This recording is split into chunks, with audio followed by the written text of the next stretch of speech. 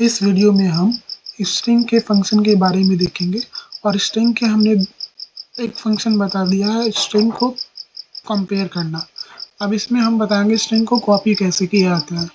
तो स्ट्रिंग को कॉपी करने वाला फंक्शन क्या होता है, str लिखा जाता है str और cpy, और इसका सिंटैक्स भी हम यहीं पे लिख दे रहे हैं, s1 लिखा जाता है और कॉमा s2, यानी इसका कुछ ना कुछ यहाँ पे मान होगा स्ट्रिंग 1 का स्ट्रिंग 2 का। जैसे यहाँ पे हमने दिया है, एक उदाहरण ले लेंगे।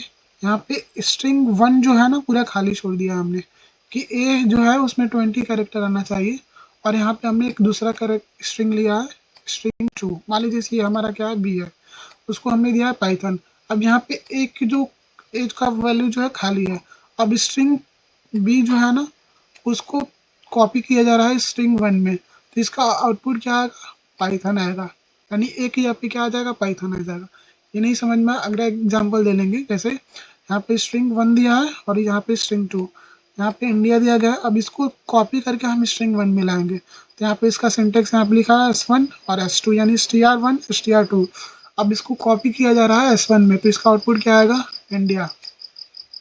एक और एग्जांपल लिख लेंगे, अब हम अगले फंक्शन के बारे में समझेंगे, strcat। अब strcat का मतलब होता है कि ये दो अलग अलग स्ट्रिंग को क्या करता है, आपस में जोड़ने का काम करता है। जैसे मान लीजिए हमको दो अलग अलग स्ट्रिंग को दो जोड़ना है। जैसे s1 दिया हमारा गुड और s2 दिया है मॉर्निंग,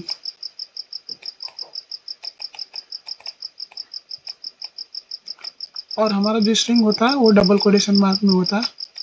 यहाँ पे डबल कोटेशन मार्क,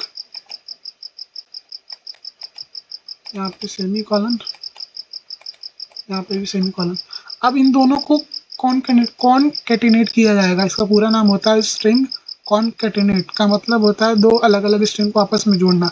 तो इसका सिंटेक्स होता है हमारा str cat लिखा जाता है, उसके बाद s1 s2 और लास्ट में सेमी कॉलन। तो जब हम इसको प्रोग्राम रन करके दिखाएंगे तो ये हमारा प्रिंट होके आएगा गुड मॉर्निंग। जैसे यहाँ पे एक एग्जांपल लिया हमने हेलो वर्ल्ड, तो यहाँ पे हमने स्ट्रिंग 1 को दिया है हेलो और स्ट्रिंग 2 को दिया है वर्ल्ड। तो यहाँ पे s1 को कॉनकैटिनेट किया जा रहा है s2 के साथ, तो यहाँ पे इसका आउटपुट आएगा हेलो वर्ल्ड। अगला फंक्शन दिया है हमारा स्ट्रिंग, यहाँ पे गुड मॉर्निंग को भी किया गया है, इसका एग्जाम्पल लिख लीजिएगा। अगला फंक्शन हमारा है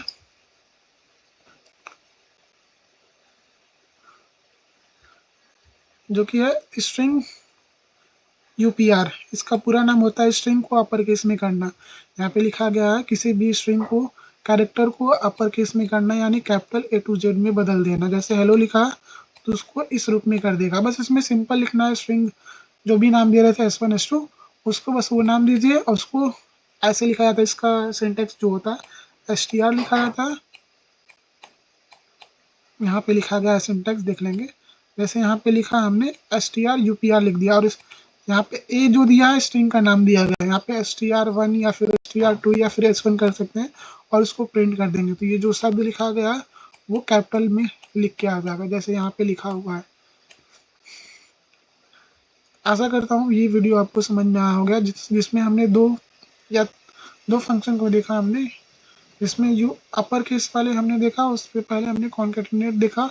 एक और हमने बताया अभी जो कि होता है कॉपी करना, दो अलग अलग स्ट्रिंग में से एक स्ट्रिंग को लेकर के दूसरे स्ट्रिंग में ले जाना। आशा करता हूँ ये समझ में आ गया होगा। धन्यवाद।